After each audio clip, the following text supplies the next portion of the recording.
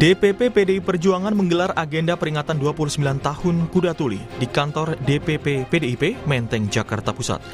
Dalam kesempatan acara itu, Ketua DPP PDI Perjuangan Ripka Ciptaning bilang ada pihak-pihak yang sengaja menargetkan agar suara PDIP di pemilu 2029 anjlok menjadi 7%. Meski enggan menyebutkan spesifik pihak yang dimaksud, Ripka menegaskan dengan situasi yang menekan PDIP itu, PDIP justru akan semakin kuat dan bangkit. Lihat aja kalau kita diginiin terus, ini akan menggelembung ya. Masa PDI Perjuangan tuh kayak gitu, kalau kita diintimidasi, dicurangi, diabaikan, itu akan terus mengkonsolidasi. Jadi mereka tuh salah hitung lawan kita ini, yang ya siapalah tanda kutip gitu. Itu pasti sudah ada yang deg-deg di belakang saya suruh ngerem. Jadi itu pasti salah hitung, maksudnya kan supaya PDI Perjuangan ini tidak terjadi konsolidasi, supaya kecil, supaya kalah. Saya dengar loh mereka menarget kita 7% 2029, salah hitung. PDI Perjuangan tuh justru kalau diginiin malah terjadi kebangkitan. Bedanya PDI Perjuangan tuh gitu, semakin ditekan semakin dia mengkonsolidasi, salah hitung mereka. Selain soal isu penggembosan hasil suara pemilu, Ripka juga bilang terkait kasus hukum yang menjerat Sekjen PDI Perjuangan Hasto Kristianto, sebenarnya ditarget adalah Ketua Umum PDIP Megawati Soekarnoputri. Tetapi langkah penyerangan politik pada PDIP itu dilakukan melalui Hasto Kristianto. Sebenarnya kan kita tahu sasaran itu sebenarnya Ibu Mega. Partai ini, Hasto itu kan sasaran antara. Dicari-cari salahnya, udah tahu dia tidak merintangi pemeriksaan ya, udah enggak. Kalau suap kan udah tahu Harun Masiku yang nyuap ke Wahyu, kok ini Hasto lagi sih? Kan kemarin kita tahu bahwa dia pleidoinya si Hasto tuh sampai kita bisa dudukin loh, itu tinggi banget itu buku, tapi dileplik, diabaikan apa sih ini? Sementara pada saat bimbingan teknis untuk anggota fraksi PDI Perjuangan DPRD seluruh Indonesia, Ketua Umum PDI Perjuangan Megawati Soekarnoputri memberikan arahan. Dia berpesan, partai ini harus makin besar, jangan malah mengecil. Kalian harus merasa sebagai satu keluarga, harus bergotong royong. Kalau bergotong royong begitu, rakyat akan ikut bersama kita, kata Ketua Umum PDIP Megawati Soekarnoputri sesuai rilis yang diterima redaksi Kompas TV. Tidak hanya PDI Perjuangan yang merasa ditarget. Sebelumnya Presiden ke-7 RI yang juga mantan kader PDI Perjuangan Joko Widodo juga bilang ada agenda besar di balik kasus ijazah palsu dan desakan mundur Wapres Gibran Rakabuming. Menurut Jokowi, semua itu dilakukan untuk menurunkan reputasinya. Ada agenda besar politik dalam tuduhan ijazah palsu maupun pemakzulan. Artinya memang ada orang besar, ada yang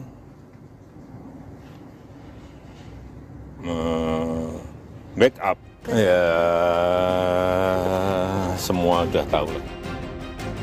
Seperti diketahui, hubungan antara PDI Perjuangan dan Jokowi sekeluarga merenggang usai Pilpres 2024 hingga berujung pada pemecatan. Kini, kedua pihak sama-sama kompak mengaku menjadi target pelemahan politik. Apa yang sebenarnya terjadi dan siapa pelakunya? Tim Liputan, Kompas TV.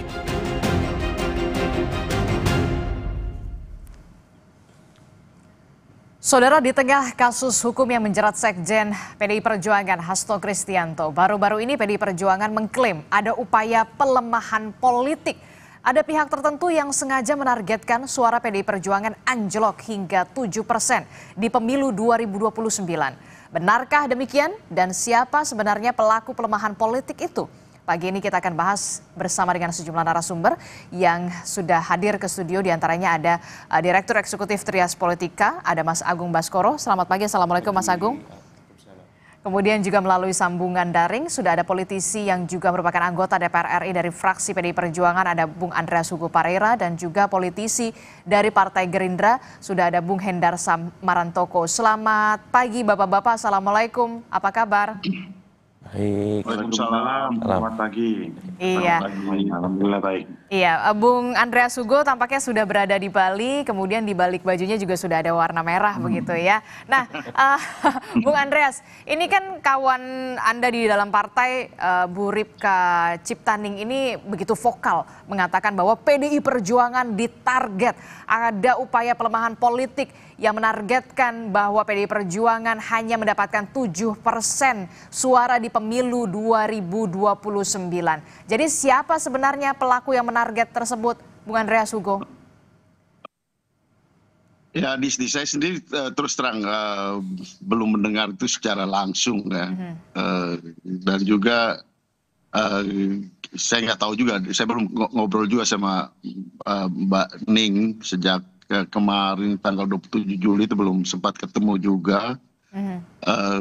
Tapi apa yang disampaikan Mbak Ning mungkin di dalam situasi 27 Juli, kemudian juga dengan pengalaman-pengalaman yang pernah beliau alami, ya secara emosional beliau menyampaikan seperti itu gitu. Jujur saya belum tahu persis dan informasi 7% itu dari mana tapi kalau kita lihat pengalaman di sebelum Pilpres kemarin misalnya gitu, ketika dialognya Mas Andi Wijayanto di salah satu podcast, ya memang ada upaya untuk melakukan pelemahan terhadap PDI Perjuangan, dan itu ya kita rasakan di dalam proses pileg kemarin gitu. Jadi siapa sebenarnya yang berupaya melakukan upaya pelemahan politik itu sebenarnya, Bung Andreas Hugo? Kalau Anda perhatikan dialog podcast dengan dengan Mas Andi Wijayanto kan itu jelaskan di situ bahwa proses itu ada upaya seperti itu di dalam pileg kemarin gitu. Tapi kita kan sudah selesai dengan pileg, kita melakukan ini ke depan, dan saya kira tidak perlu menuduh siapa-siapa, tetapi partai buat PDI Perjuangan justru itu menjadi menjadi kekuatan untuk ya justru kita menjadi lebih solid. Nah, itu yang lebih penting buat PDI Perjuangan, lebih penting karena partai ini dengan sejarahnya yang panjang, saya kira ya kita mempunyai pengalaman-pengalaman yang cukup dalam menghadapi berbagai situasi dan tantangan seperti ini. Ini kalau kata Bung Karno, ini hanya riak-riak kecil di dalam gelombang besar revolusi gitu. Jadi ya ini perjalanan partai politik seperti PDI Perjuangan ini kan dengan pengalaman yang begitu panjang, saya kira hal-hal seperti itu justru memperkuat, menyolidkan PDI Perjuangan sebagai ya suatu kekuatan politik, sebagai suatu partai politik yang juga di dalam sistem ya politik Indonesia kita bekerja secara demokratis, tidak dengan cara-cara yang otoritarian seperti itu. Oke, jadi Anda juga merasakan bersama dengan teman-teman PDI Perjuangan bahwa memang sudah ada upaya pelemahan politik, menargetkan atau membidik PDI Perjuangan yang kalau kata mengambil kutipan dari Bu Ripka Ciptaning, bahwa yang sebenarnya ditarget tuh Bu Mega, tapi kenapa kemudian menyasarnya ke Bung Hasto begitu. Ini juga ada kaitannya. Saya nggak tahu persis apa itu pandangan dari Mbak Ripka Ciptaning, tetapi saya kira kami lebih bekerja sebagai organisasi, bahwa ada upaya-upaya seperti itu kita anggap sebagai tantangan gitu. Hal yang ya pernah terjadi di dalam politik Indonesia, kami pernah mengalami itu di dalam masa Orde Baru, dan itu pengalaman sejarah yang pernah kami alami sebagai partai politik gitu. Tapi ya kita tahu bahwa kita masuk di dalam alam demokrasi seperti ini, kita melihat partai-partai yang lain itu sebagai partner in competition. Jadi kita berkompetisi di dalam ya, tapi kita juga berpartner untuk membangun demokrasi gitu. Cara berpikir seperti itu kan cara berpikir otoritarian gitu, bahwa mau mematikan yang lain, kemudian mengerdilkan yang lain. Nah, saya kira itu pola-pola berpikir seperti itu kita harus tinggalkan. Dan saya kira PDI Perjuangan adalah partai yang demokratis, kita bekerja di dalam sistem yang demokratis, dan itu yang kita lakukan gitu. Bahwa ada upaya-upaya seperti itu, ya kita anggap sebagai tantangan. Oke, jadi itu adalah upaya yang biasa dilakukan otoritarian begitu ya, untuk bisa mengkerdilkan, kemudian melemahkan. Nah, dari Bung Hendarsam sendiri, dari Partai Gerindra, bagaimana merespon soal ada partai yang kemudian dibidik lah, dilemahkan lah, dan segala macam. Bagaimana Bung Hendarsam melihat ini? Ya, ketika saya membaca dan mendengar apa yang dikatakan oleh Mbak Ning tadi, saya mencoba mencernanya ya kan. Mencoba mencernanya, mencari apakah ini memang relate dengan situasi yang ada pada saat ini atau tidak ya kan. Yang pertama, tentunya pemilu masih sangat jauh. Ya, masih 4 tahun lagi kurang lebih, malah lebih. Jadi untuk menciptakan suatu kondisi atau ke arah sana itu tentunya kayaknya kita mikirin apa namanya, bagaimana pembangunan dan program-program pemerintah ini bisa berjalan dulu lah, ya kan. Dari sisi kami seperti itu. Yang kedua juga aturan mainnya juga kan belum jelas. Saat ini dengan ada putusan MK yang memisahkan antara pilpres dengan apa namanya itu pilkada kan gitu kan, dan juga pileg, ini tentunya kan akan ada aturan main yang tentunya juga berbeda, dan itu belum akan diputuskan bersama-sama oleh teman-teman di DPR ya kan, termasuk juga dari PDIP sebagai partai pemenang malah kan di situ. Jadi agak menurut saya ya mungkin hanya apa namanya itu ungkapan hati dan emosional dari Mbak Ning pada saat refleks apa namanya toh ya. Yang ketiga juga ya, apabila memang itu ada ya, apabila kita dianggap ada ya seperti hal tersebut ya, kami dari Partai Gerindra tentunya akan berada di barisan paling depan untuk apa namanya itu menjaga demokrasi ini, bahwa tidak boleh ada satu partai pun yang mendapatkan tindakan apa namanya itu yang tidak adil ya. Dan oleh karena itu fungsi kita bersama-sama untuk menjaga ini bukan hanya dari apa namanya itu PDIP saja. Jadi maksud Anda ingin mengatakan juga apa yang dikatakan Bu Ripka Ciptaning ini terlalu apa ya, terlalu jauh begitu sudah membahas soal pemilu 2029, bahkan secara spesifik menargetkan PDI Perjuangan hanya mendapatkan 7% suara begitu. Jadi maksud Anda apakah ini pelemparan isu atau seperti apa? Ya dari saya pribadi ya, dari seperti itu juga Bang Hugo juga tadi kan sudah menyampaikan kan. Saya rasa ini bukan official dari PDIP kan ya. Tidak, saya rasa tidak bukan official dari PDIP, tapi merujuk apa, saya mencoba melihatnya dari beberapa parameter ya kan. Seperti saya sampaikan tadi, apa aturan mainnya belum ada ya kan. Habis itu PDIP juga akan ikut masuk ke dalam apa untuk membentuk aturan main tersebut ya kan. Nah tentunya hal-hal ini juga menjadi faktor yang harusnya bisa kita lihat sama-sama oleh karena itu, tapi tetap aja namanya dalam setiap adanya kekhawatiran, setiap adanya peringatan dari teman-teman politisi terutama dari PDIP, ini menjadi apa namanya itu perhatian kita bersama, bahwa setiap partai ya harus menjaga ini, bahwa di pemerintahan ini dan di perhelatan demokrasi pilpres di pemilu di 2029 ini memang harus berlangsung sehat. Dan oleh karena itu mudah-mudahan spirit kita ini menjadi legacy dari pemerintahan Pak Prabowo, pemilu bisa berjalan dengan sehat, dengan baik dan sportif.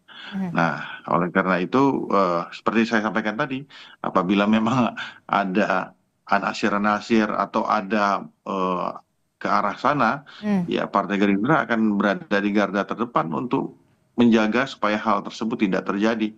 Karena kami kalau merasa dicurangi, ya mungkin Partai Gerindra salah satu, saya sendiri mengalami hal tersebut, tapi ya ini kan nggak boleh.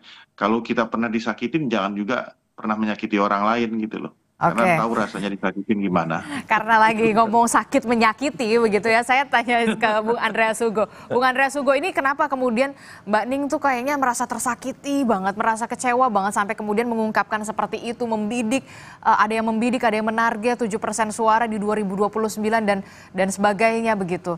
Sakit hati kenapa begitu? Ada yang kecewa kenapa? Ungkapan kecewaan apa sebenarnya, Bung Andreas? Ya, kalau di dalam teori politik itu kita mesti memahami dari idiosyncrasy.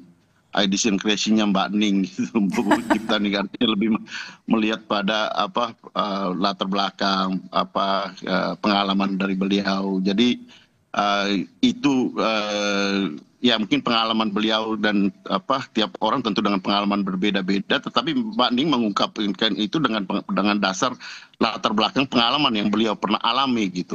Saya kira itu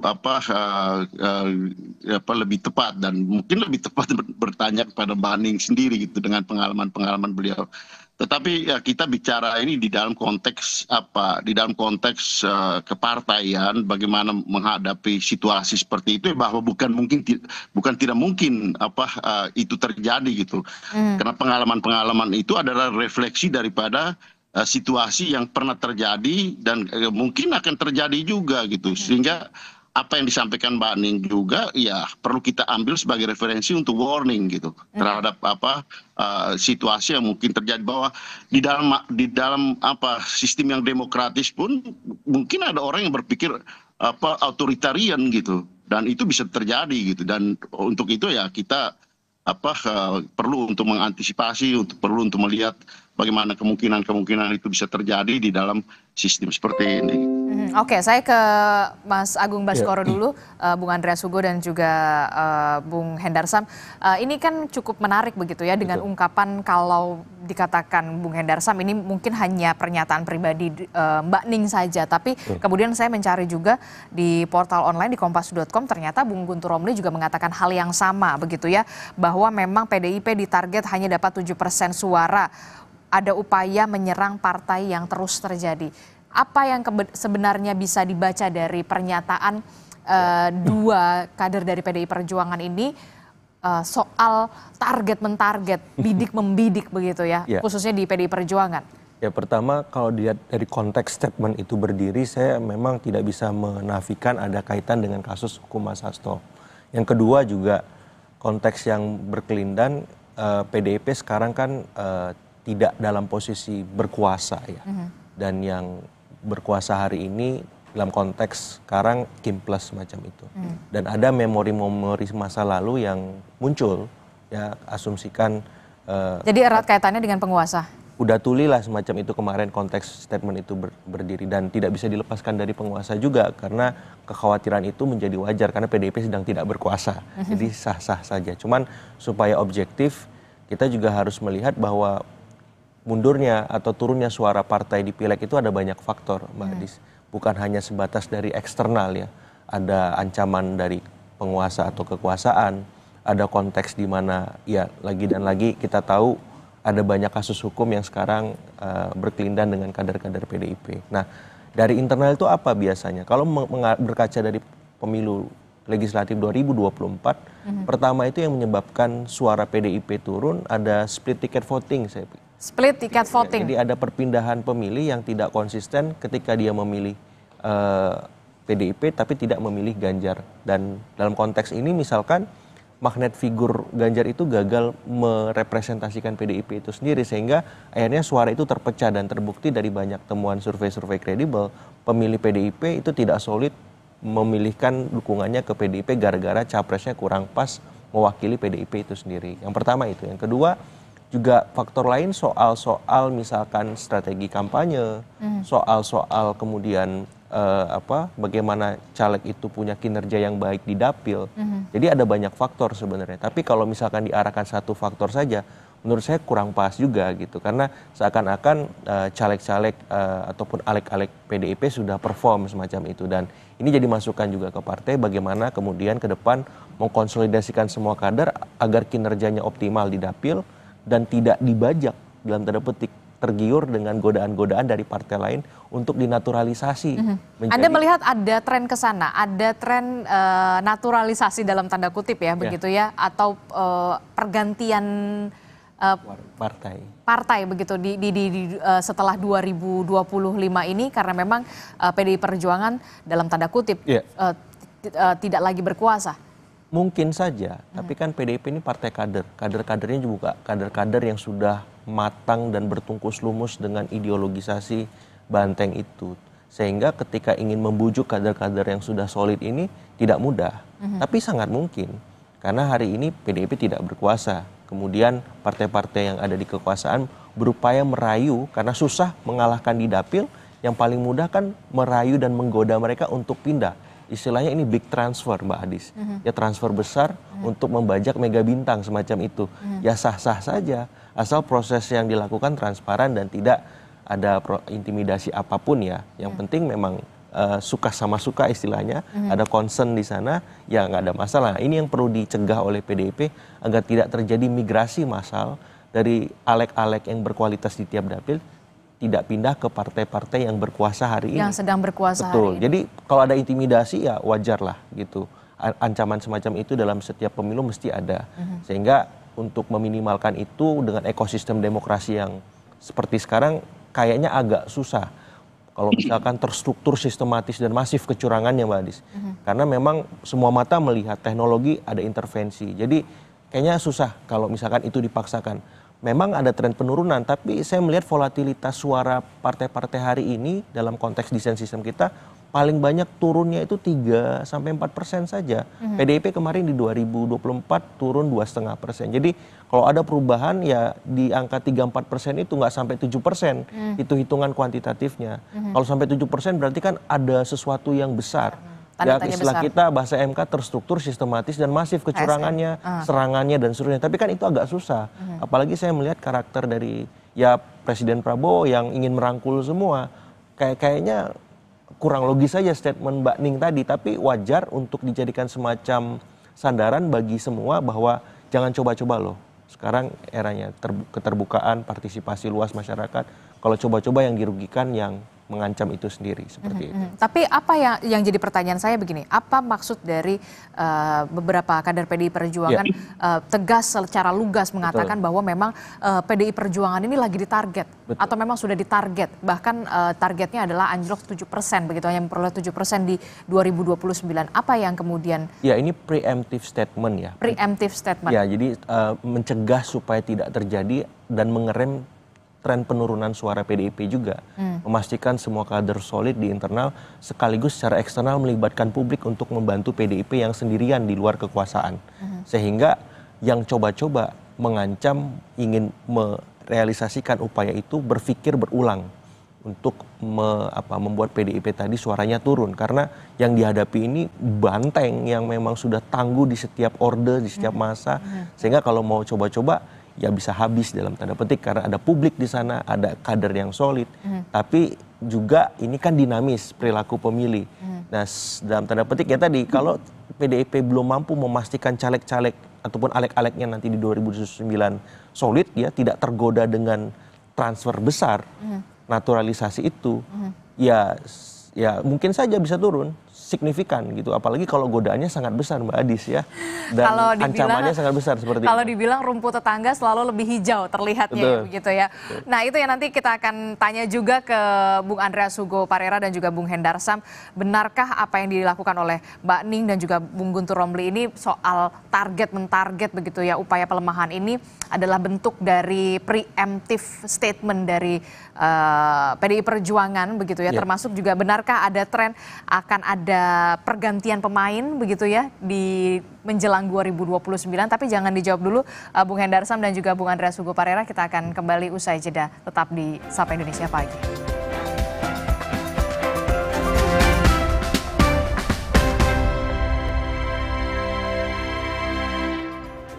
Terima kasih Anda masih bersama kami, Saudara, di Sapa Indonesia Pagi.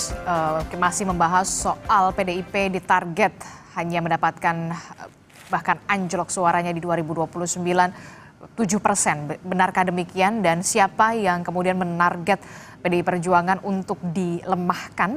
Kita masih membahasnya bersama dengan Mas Agung Baskoro, kemudian ada Bung Andreas Hugo Parera, kemudian juga ada Bung Hendarsam dari Partai Gerindra dan juga Bung Andreas Hugo dari PDI Perjuangan. Saya ke Bung Andreas Hugo dulu. Bung Andreas, tadi Mas Agung sebelum kita jeda mengatakan ini bentuk preemptive statement dari PDI Perjuangan mungkin begitu ya, supaya juga ada konsolidasi yang lebih lebih solid lagi di internal, termasuk juga ingin mengkomunikasikan jangan main-main nih terhadap PDI Perjuangan. Kita bisa lebih dalam tanda kutip ya, lebih masif lagi pergerakannya begitu.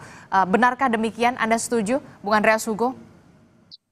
Ya, tadi kan saya udah katakan bahwa ya bahasa lainnya itu warning lah, mengingatkan sesama kader, mengingat dengan bahasa yang lain apa yang disampaikan oleh Mas Agung Baskoro tadi preemptif. Ya itu adalah pengertian yang kurang lebih sama lah gitu, dalam arti bahwa ini menjadi satu cara untuk ya juga PDI Perjuangan mengkonsolidasi diri menghadapi berbagai tantangan. Kenapa? Karena tadi yang saya katakan juga bahwa referensi pengalaman ya orang seperti Mbak Ning dan banyak kader-kader senior termasuk kami yang senior, ya pengalaman-pengalaman sebelum reformasi, kemudian di dalam perjalanan politik. Bahkan ya kalau tadi saya katakan pada saat Pilpres 2024 kemarin kan diskusi atau dialog di podcast yang disampaikan oleh Andi Wijayanto itu satu fakta yang juga diungkapkan bahwa ada upaya seperti itu gitu.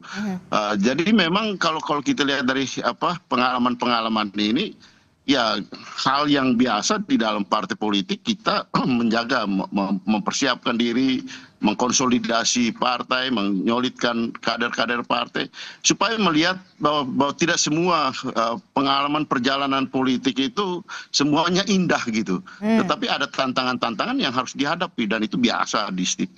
Oke, termasuk juga PDI Perjuangan biasa di luar, biasa di dalam juga ya. Jadi nggak ada masalah gitu. Anda mau mengatakan seperti itu, Bung Andreas? Ya itu Adisti juga mengatakan seperti itu dan itu pengalaman kami gitu. Oke, termasuk juga soal apa yang harus diantisipasi soal pergantian pemain begitu ya.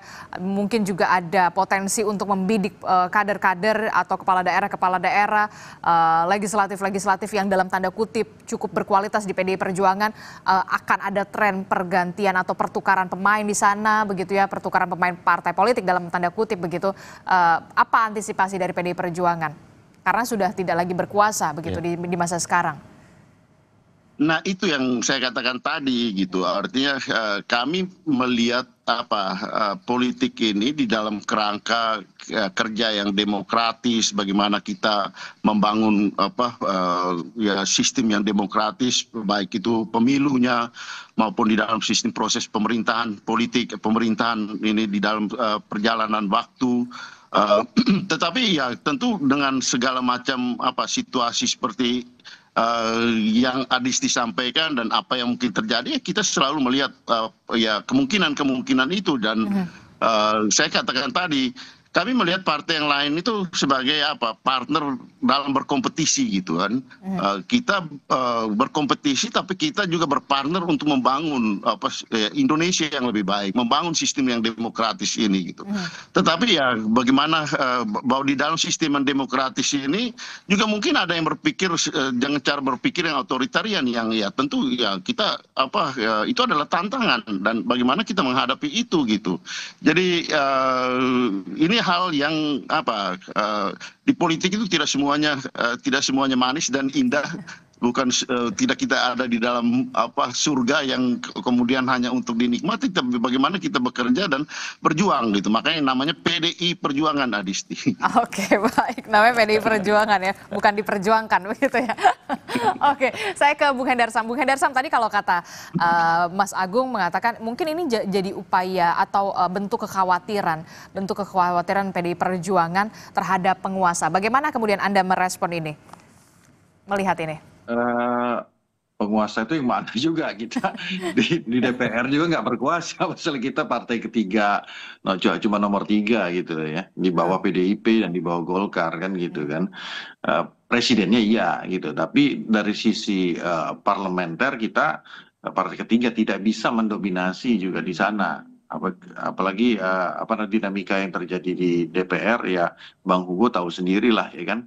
nggak ada yang bisa saling tidak ada yang bisa mendominasi ya, semua tentunya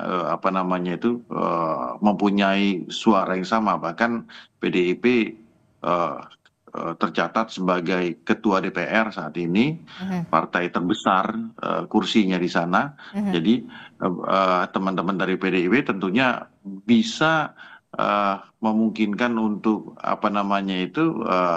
mendrive ini, ya kan, berpotensi untuk mendrive ini ke arah yang lebih baik, ya kan, menguntungkan semua pihak dibanding kami dari Gerindra malahan, kan kayak gitu ya, karena dominannya posisi PDIP dan teman-teman PDIP yang sudah sangat berpengalaman dan vokal di DPR, kan tentunya sangat-sangat menentukan dalam hal tersebut. Jadi kalau kami melihatnya bahwa ya mungkin itu salah satu cara dari teman-teman kader PDIP, Mbak Ning, juga untuk memecut sebenarnya, ya kan, ke arah lebih ke internal sebenarnya, ke internal. Jadi ya jadi refleksi kami juga bahwa kami juga harus hati-hati juga, jangan sampai juga nanti kami dicurangin malah. Jadi merasa ditarget juga gitu maksudnya. Iya, biasa dicurangin nggak bisa nyurangin, jadi nggak ngerti caranya nyurangin gimana gitu loh. Oke, saya ke Mas Agung. Kita bicara, maksudnya gini kan, Adis, maksud saya kan gini kan, harusnya kan kalau secara ngelihat yang kemarin, ya kan, ngelihat hasil pemilu kemarin kan harusnya linier kan ya, Gerindra dan Pak Prabowo itu harusnya linier gitu loh, ya kan, di mana-mana kayak gitu. Ini kan pemenangnya Pak Prabowo, ya kan, ketua tapi penguasa parlemennya tetap PDI Perjuangan begitu ya? Iya kok. Jadi, ya makanya disolidkan begitu PDI Perjuangan dan Gerindra gitu ya, biar makin. Oke, saya ke Mas. Kita dongkol juga gitu loh. Ini harusnya kan rumusnya nggak gitu loh, ya kan. Tapi kita tahu sebenarnya gitu, kita juga dicurangin juga gitu.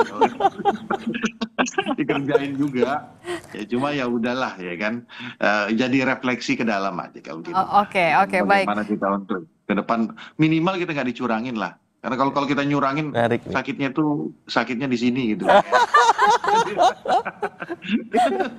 Mas Agung gimana?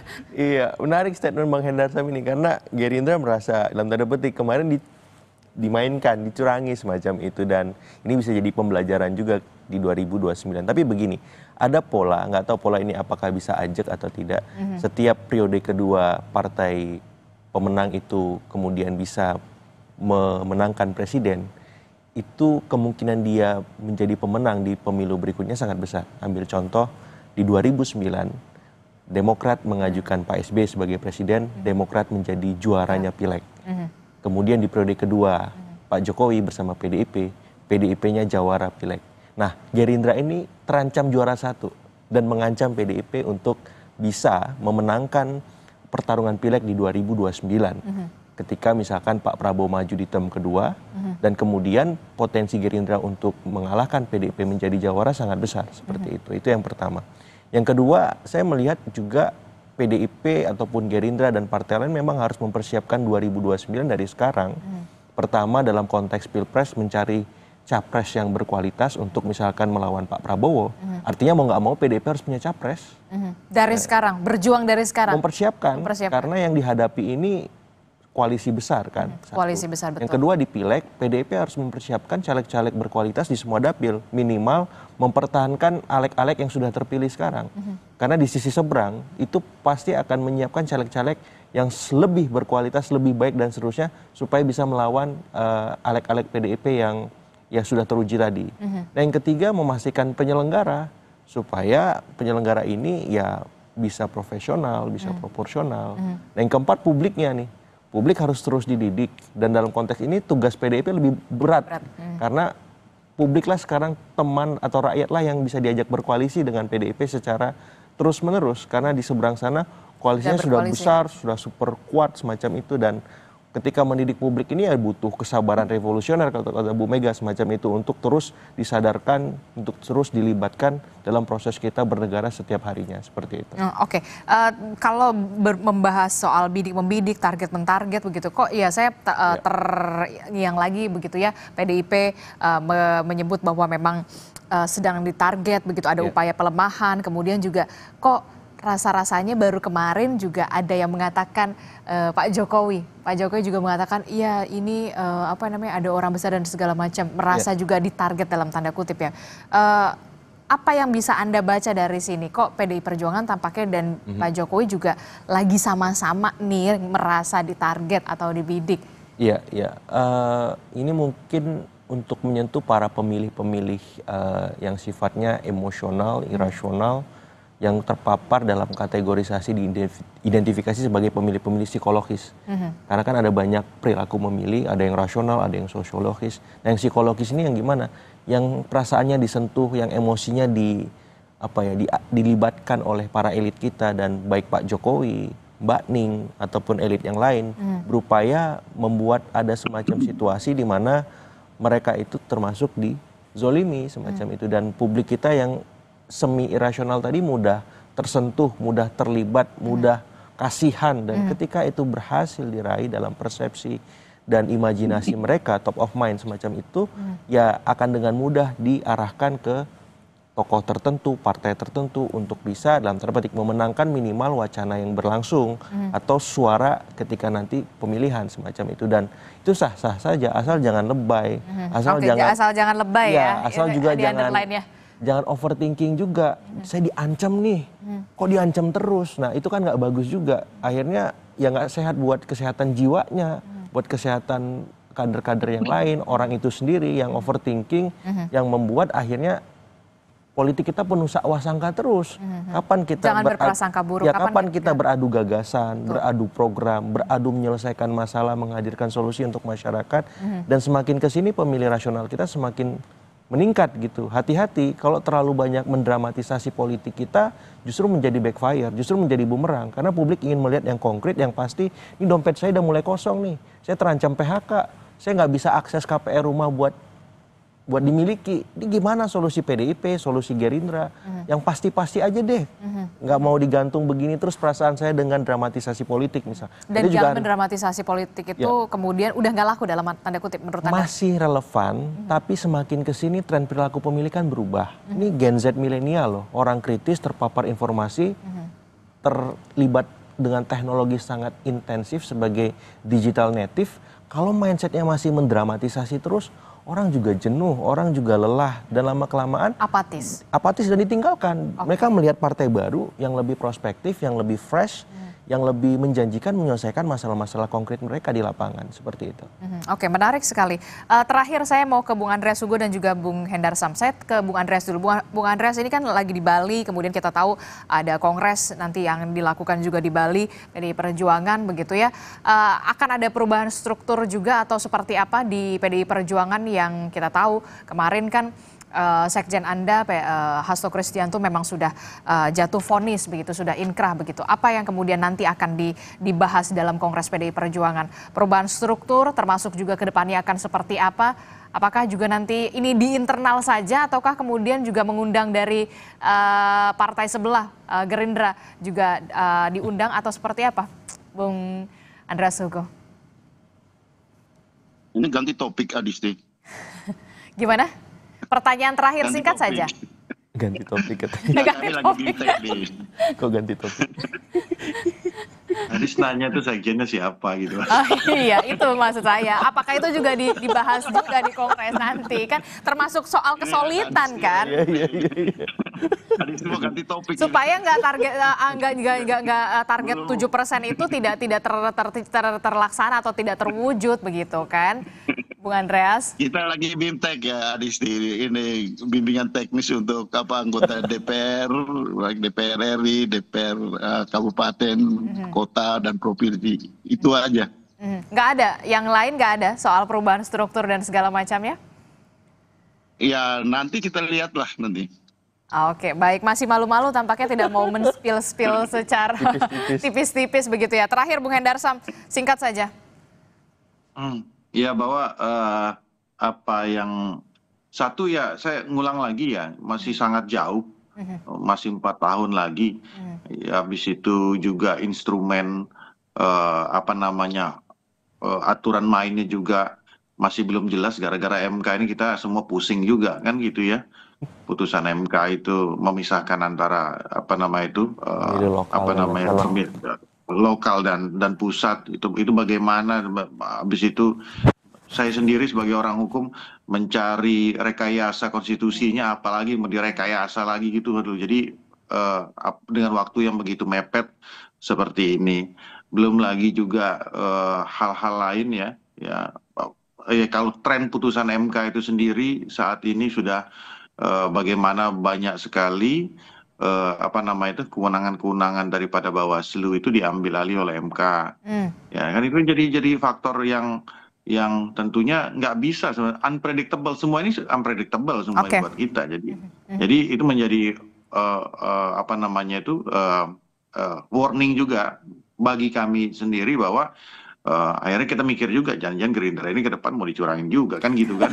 Tapi ya udahlah biar jadi introspeksi kita bersama kita. Loh kan udah jelas kita menyulitkan juga jangan berprasangka buruk dulu begitu ya. Yang penting Ya, usaha gitu, dulu. makanya Namanya kan juga maksudnya, usaha. Nanti nah usaha iya. tidak akan mengkhianati hasil lah. Nanti kita akan lihat bagaimana ke betul. depannya.